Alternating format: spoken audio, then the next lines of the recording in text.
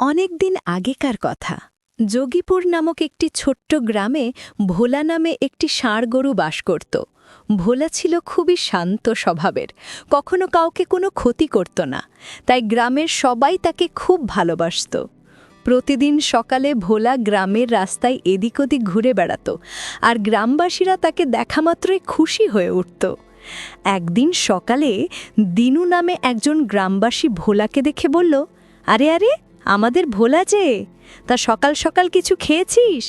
আয় আয়, সামনের ওই মুদির দোকান থেকে তোকে একটু আটা কিনে দিই। এই বলে দিনু দোকানে গিয়ে আটা কিনে ভোলাকে খেতে দিল। খা বাবা খা, মন ভরে খা। ভোলা আনন্দে আটা খেয়ে নিয়ে সেখান থেকে চলে গেল, আর দিনু তার কাজে ফিরে গেল। কিছুক্ষণ পর ভোলা আরেকটা বাড়ির সামনে গিয়ে দাঁড়ালো। সেখানকার জগাই নামে একজন লোক তার গিন্নিকে ডেকে বলল, ও গিন্নি, আমাদের ভোলা এসে গেছে গো, তাড়াতাড়ি বাইরে এসো, ওকে কিছু খেতে দাও।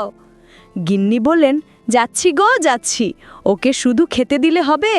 ও যে আমাদের মহাদেবের বাহন, ওকে আগে পুজো করতে হবে, ধূপ দিতে হবে, তবে না খেতে দেব। জগাই হেসে বলল, হা হা হা, তা বেশ বেশ, তোমার যা মন চায় তাই করো। গিন্নি হাসি মুখে এগিয়ে এসে ভোলাকে ধূপ দেখিয়ে ফুল ছড়িয়ে দিয়ে একটা ফল খেতে দিলেন। নে ভোলা, আমার পুজো হয়ে গেছে, এবার তুই আয়, কালকে আবার আসিস কিন্তু। এইভাবে ভোলা গোটা গ্রাম ঘুরে ঘুরে ওর বাড়িতে গিয়ে নানান রকম খাবার খেত। কেউ তাকে আটা দিত, কেউ ফল, কেউ রুটি, আর কেউ কেউ শ্রদ্ধা ভরে পুজো করে খেতে দিত। একদিন মামদো নামে একটা ভূত সেই গ্রামের ওপর দিয়ে উড়ে উড়ে যাচ্ছিল। সে খুব খিদে কাতর হয়ে পড়েছিল।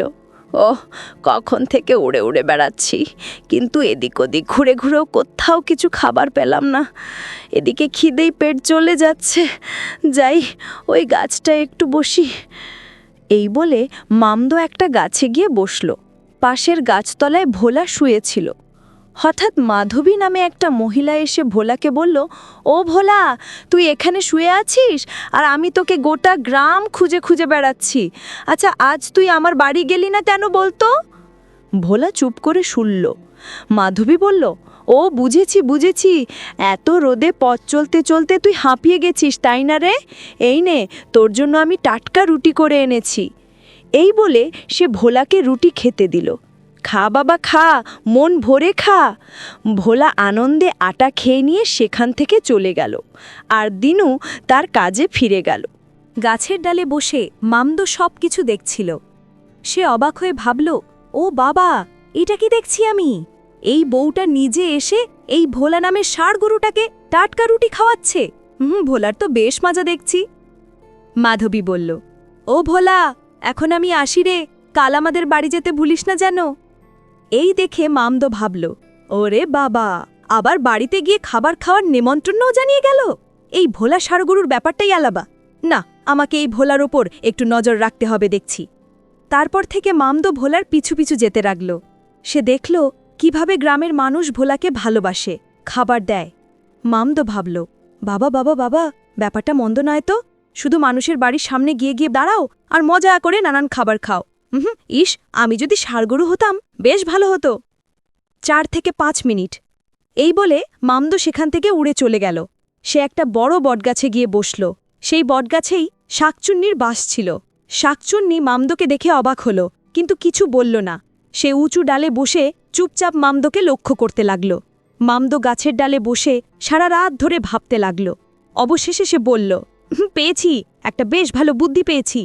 সকাল হতেই মামদো নিজেই অবিকল ভোলার মতো একটা ষাঁড় গরুর রূপ ধারণ করল।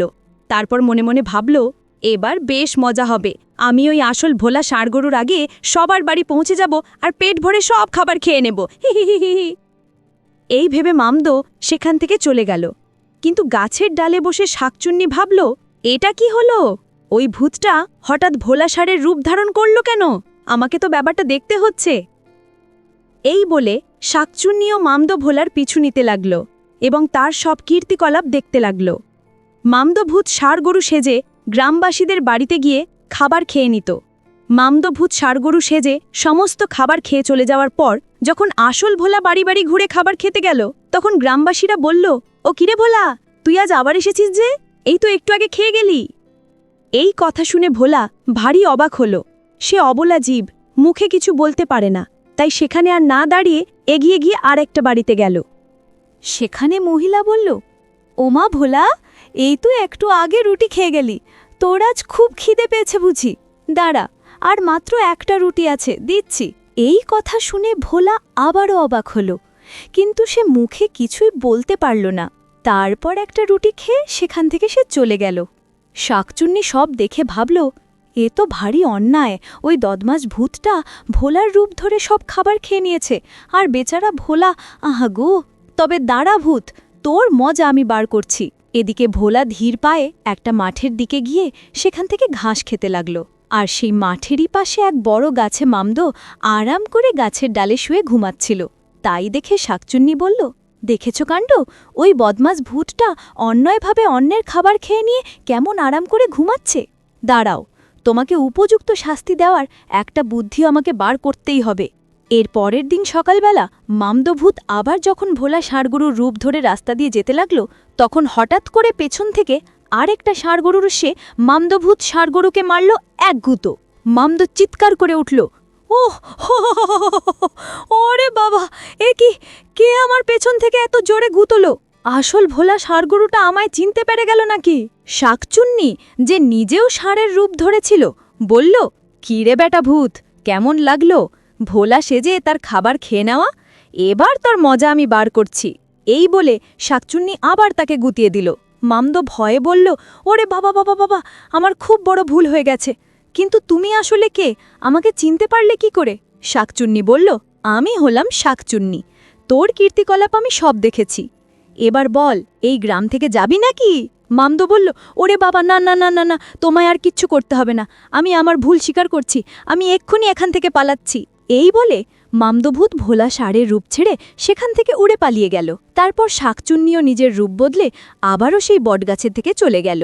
আর আসল ভোলা ষাঁড়গরু প্রতিদিনের মতোই মনের আনন্দে গোটা গ্রাম ঘুরে ঘুরে সকল গ্রামবাসীদের আদরও তাদের দেওয়া খাবার খেয়ে দিন কাটাতে লাগল। এই গল্প থেকে আমরা শিখতে পারি যে অন্যের অধিকারে হস্তক্ষেপ করলে শাস্তি পেতে হয়, আর সততা ও শান্ত স্বভাব সবসময় সম্মান আনে। তুমি কি জানো, তোমার নামও আমাদের কার্টুন ভিডিওর মধ্যে থাকতে পারে।